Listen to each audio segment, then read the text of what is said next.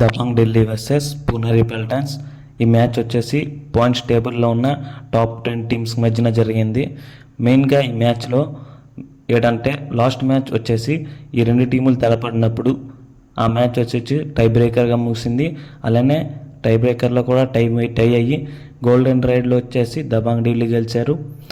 అలానే సేమ్ ఈ మ్యాచ్ కూడా అలాగనే అయ్యింది, టై బ్రేకర్ వరకు వెళ్ళింది. ఈ టై బ్రేకర్లో వచ్చేసి మళ్ళీ పుణెరి పెల్టన్స్ గెలిచారు 1 పాయింట్తో.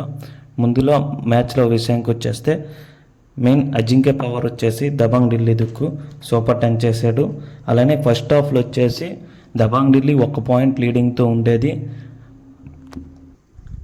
ఫస్ట్ 10 మినిట్స్లో వచ్చేసి పుణెరి పెల్టన్స్ లీడింగ్లో ఉండేది.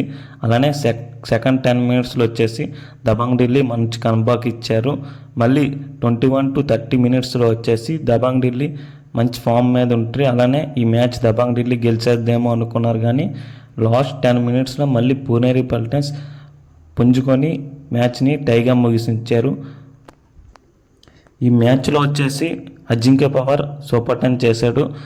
అశ్విన్ మాలిక్ లేకపోయిన చోటు వచ్చేసి అజింక్య పవర్ ఈ మ్యాచ్లో తీర్చాడు. మెయిన్లీ ఈ మ్యాచ్లో దబాంగ్ ఢిల్లీ దుక్కు ఏ ప్లేయర్ ఎలా ఆడతాడనేసి ఎవరికి తెలీదు.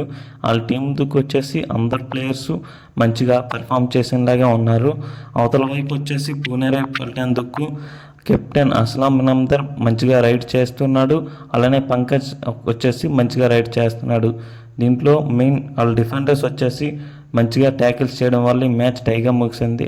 మెయిన్ ఆ మ్యాచ్లోన గురువ వచ్చేసి 4 ట్యాకిల్ పాయింట్స్ చేశాడు. అలానే టై బ్రేకర్లోన మళ్ళీ ట్యాకిల్ చేశాడు.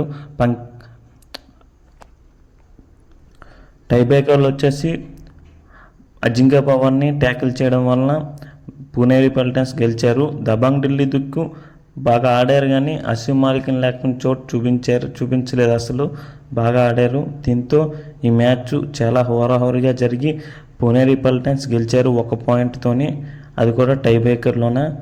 ఈ మ్యాచ్ వచ్చేసి చాలా ఇంట్రెస్టింగ్గా జరిగింది.